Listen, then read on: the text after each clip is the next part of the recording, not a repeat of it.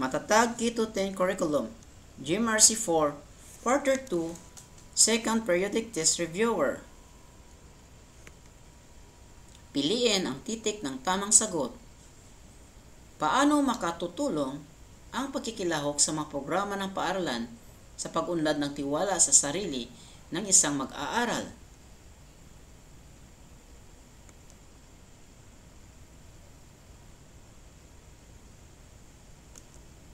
Kung ang isang bata ay mahilig sa musika at sumali sa mga programa ng eskwela tulad ng choir o band, ano ang kanyang matutunan na makapagpapalakas ng tiwala sa sarili?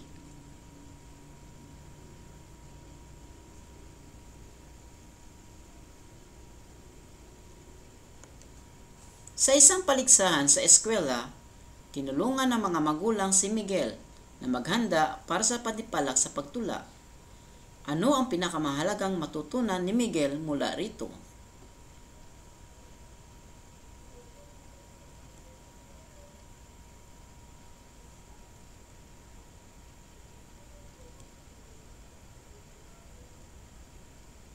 Bakit mahalaga ang paggabay ng pamilya sa pagpapaunlad ng kakayahan at talento ng isang bata?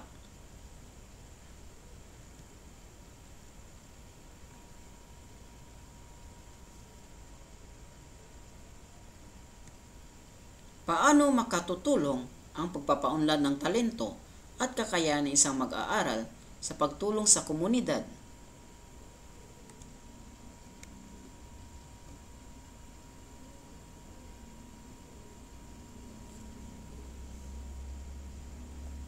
Kung ikaw ay may kakayahan sa pag-uwit at sumali ka sa isang art contest na sinuportahan ng iyong pamilya, ano ang dapat mong gawin pagkatapos ng contest?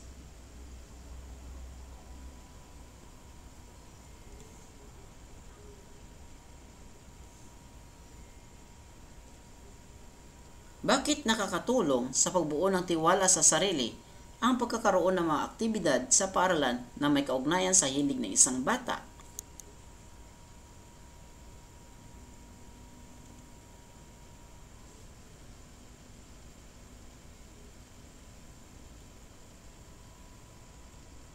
Ang iyong pamilya ay may alituntunin na dapat maglinis ng bahay tuwing Sabado. Napansin mo na may mga gawain kang hindi na isasagawa ng maayos. Ano ang iyong gagawin upang maisakatuparan ito ng may kalidad?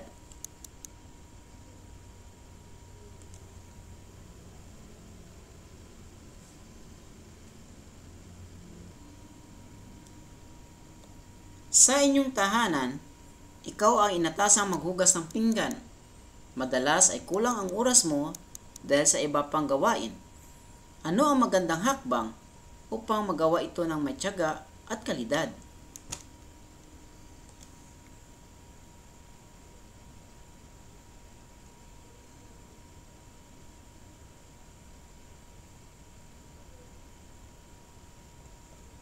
Nanghihingi ng mungkahi ang iyong nakababatang kapatid sa tamang paraan ng pagtutupi ng damit. Paano mo maipapakita ang tiyaga sa pagtuturo sa kanya?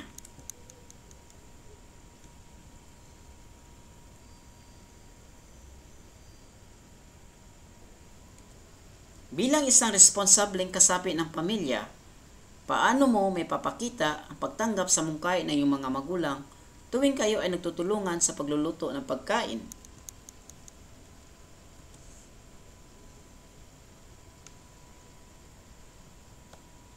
May pinapagawa ang iyong mga magulang na mahirap para sa iyo, ngunit sa tingin mo ay magtulungan kayo bilang pamilya.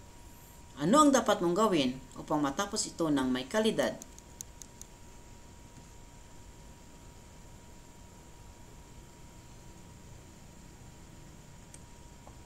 Paano mo ipapakita ang kahalagahan ng pakikinig sa mungkahi ng bawat miyembro ng pamilya upang mapadali ang mga gawain sa bahay?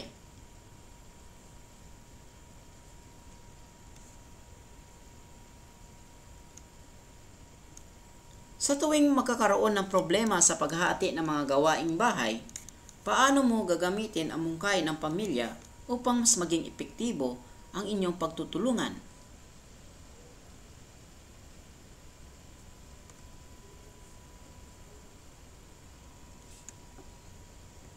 Kung may kaklase kang mabagal sumagot sa recitation at napapansin mong naiirita na ang iba, ano ang pinakamabuting paraan ng pagpapakita ng pagpapasyensya?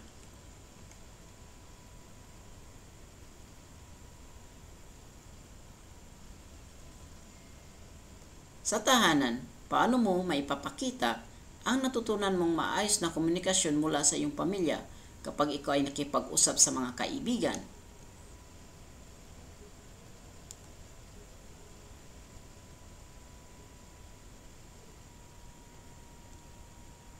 Natutunan mo mula sa iyong mga magulang na mahalaga ang pagsasalang-alang sa damdamin ng iba. Paano mo ito ipapakita kapag nakarinig ka ng mga balitang hindi maganda tungkol sa kaklase mo?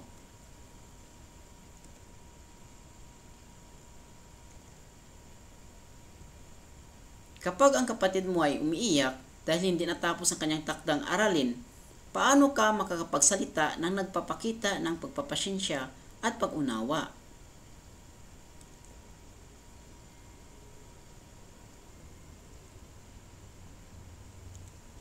Kung ikaw ay pinagalitan ng iyong magulang dahil hindi ka sumunod sa utos, anong tamang paraan ng pagtugon?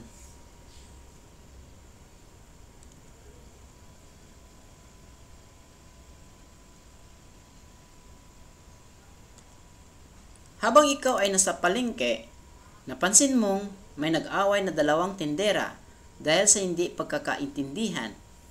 Ano ang nararapat mong gawin upang ipakita ang maayos na komunikasyon at pagpapasyensya?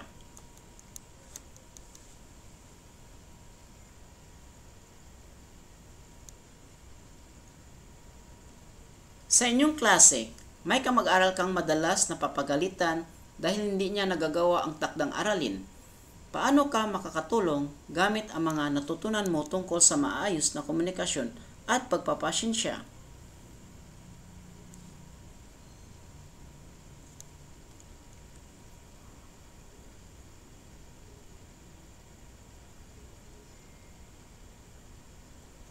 Sa isang sitwasyon kung saan nagkaroon ng hindi pagkakaintindihan sa pagitan ng magkakapatid, paano mo maipapakita ang pagiging masunurin at mapagkalinga bilang isang Kristiyanong miyembro ng pamilya?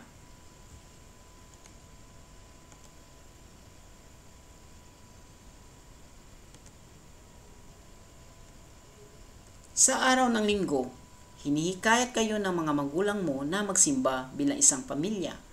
Ngunit, may inaasikaso ka pang ibang bagay.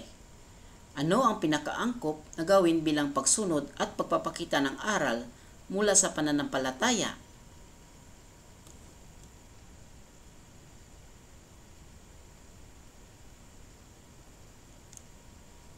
Kung ang iyong kapatid ay nagagalit dahil hindi siya pinayagang maglaro sa labas ng bahay, paano mo siya matutulungan na maipakita ang tamang pakikitungo sa magulang at maiwasan ang galit?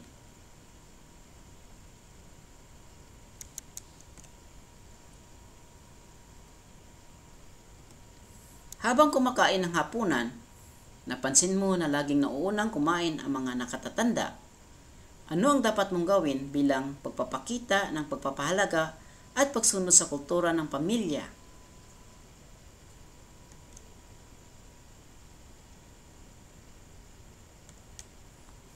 Kapag pinagsabihan ka ng magulang mo tungkol sa iyong gawain sa bahay, ano ang pinakamabuting tugon na nagpapakita ng paglalapat ng aral mula sa pananampalataya sa inyong pamilya?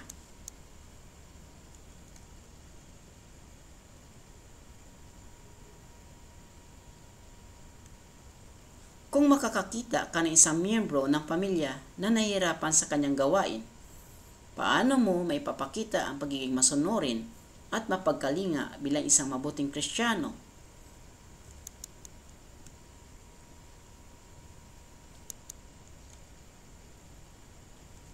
May nakitang hindi pagkakaunawaan ang iyong magulang at kapatid tungkol sa mga gawaing bahay.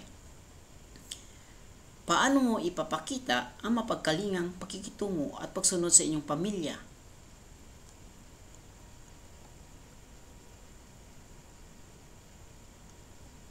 Ang inyong pamilya ay nagkaroon ng proyekto para sa barangay upang maglinis ng isang lokal na ilog. Bilang bahagi ng proyektong ito, paano mo maipapakita ang pagiging mabuting katiwala ng kalikasan at pagpapanatili ng kalinisan ng tubig?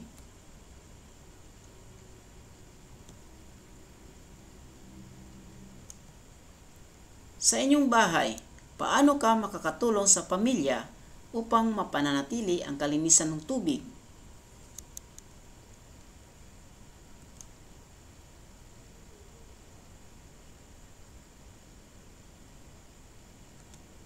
Sa iyong barangay, may mga gawain para sa paglilinis ng mga kanal upang hindi magbara at magdulot ng baha. Ano ang pinakamainam na paraan ng pakikilahok mo at ang iyong pamilya upang mapanatili ang kalinisan ng tubig?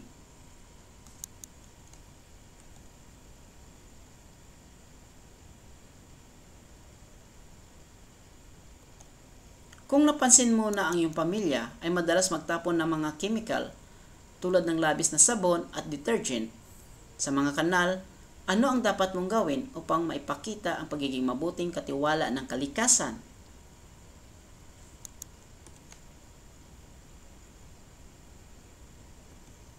Paano mo may papaliwanag sa iyong mga kaibigan ang kahalagahan ng pag-iwas sa pagtatapon ng basura sa mga anyong tubig tulad ng ilog at lawa?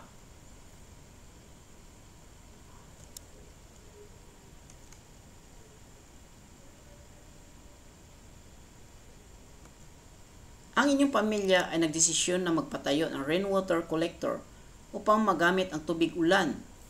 Paano ito makatutulong sa pagpapanatili ng kalinisan ng tubig at sa pagiging mabuting katiwala ng likas na yaman?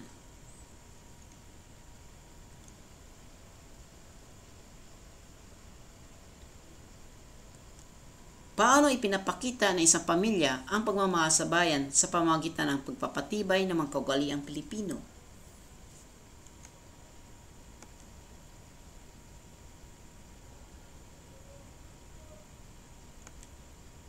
Ano ang pinakamahalagang paraan upang mapalakas ang damdaming makabayan sa mga kabataan sa loob ng pamilya?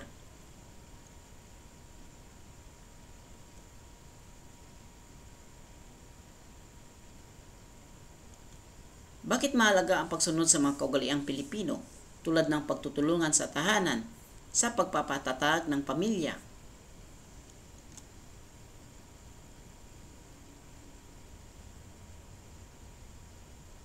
Ano ang isang halimbawa ng pagsasabuhay ng pagmamahal sa bayan sa tahanan gamit ang mga kaugaliang Pilipino?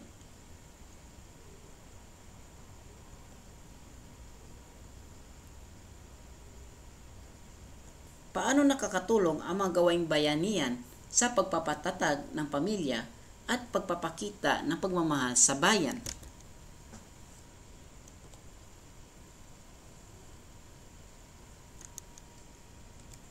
Bilang isang mag-aaral, paano mo maipapakita ang iyong pagmamahal sa bayan sa pamamagitan ng kaugaliang Pilipino kahit wala ka sa loob ng inyong tahanan?